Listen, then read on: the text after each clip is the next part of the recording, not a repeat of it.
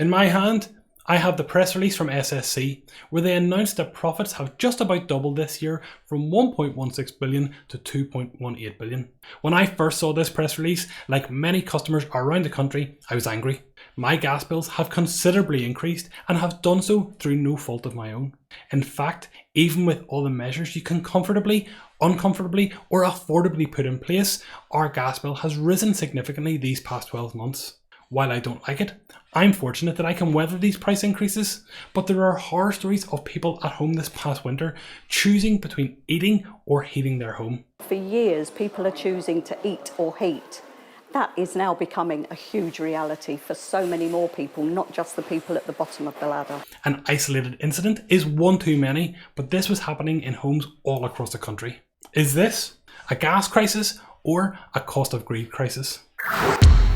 The margin energy companies take is a percentage of the sale price. As the cost of gas has risen considerably since the Russian invasion into Ukraine, so too have the profits energy companies such as SSE make. All things considered, other costs in such businesses have not increased at the same rate as the wholesale price of gas, and so this increase in cost becomes a significant boost to the profit margin.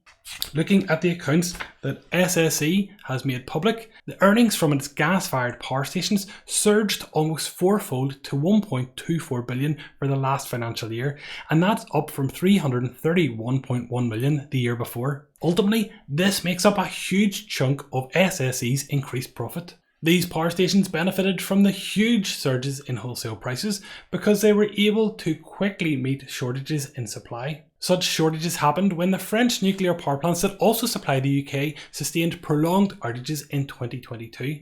Also, closure of UK nuclear power plants and, according to SSE, unseasonably calm weather during the winter months affected renewable options and also exacerbated the issue. Last year, the UK government introduced a windfall tax on low-carbon electricity generators, renewables. This was in response to the perception that renewables were the catalyst for the increase in profits. SSE low-carbon electricity generators saw a small growth in revenue this past year, and since the windfall tax only came into effect in January 2023, the tax liability to the company is only around 43 million. What's important to note, this windfall tax does not apply to gas-fired power stations. This means that the majority of SSE's profits are not applicable for the windfall tax. In my understanding, SSE hasn't increased their profit margin, nor too though have they reduced it. And it is important to remember that you and I are the customer of SSE, not the owner. Their role to you and me is to provide a service, to provide gas and electricity to our homes and to our businesses. Their role to the shareholders is to increase the profit. Last week, the government ruled out more help for homes with energy bills, and that's despite costs remaining historically high. SSE has also said that it was expecting a higher sustained price environment in the medium term. And separately, in a forecast that many of us will gasp at, Cornwall Insight, an energy market intelligence consultancy, has released estimates with a warning.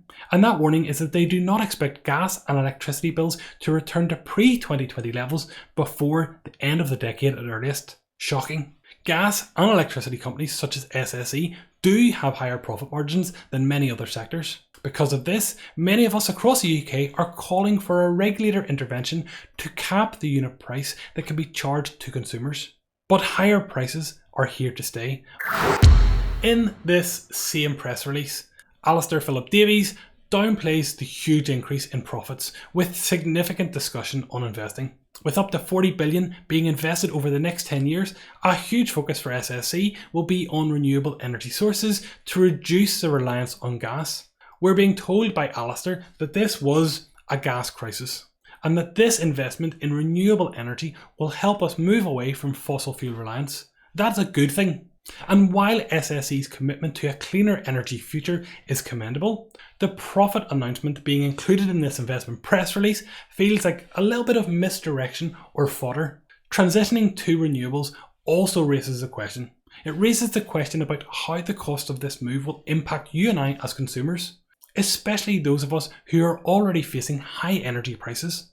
It's crucial though that this switch to renewables does not come at the expense of future consumer affordability, though in reality you and I would both be naive to think that it will positively impact our pockets anytime soon.